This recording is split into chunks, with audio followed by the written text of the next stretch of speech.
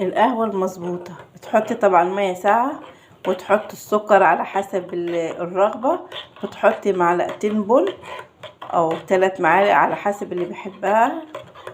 في ناس بتحبها تقيلة وناس بتحبها خفيفة. طبعا بتعمليها على نار هادية شمعة علشان يكون طعم القهوة حلو معاكي. بتقلبي فيها كده مرتين 3 لحد لما السكر يدوب ويختلط كده مع البن. بنسيبها كده على نار هادية. طبعا القهوة ما بتغليش.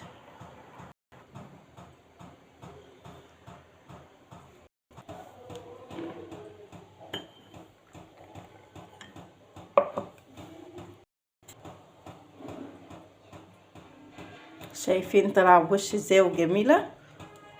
بسم الله ما شاء الله.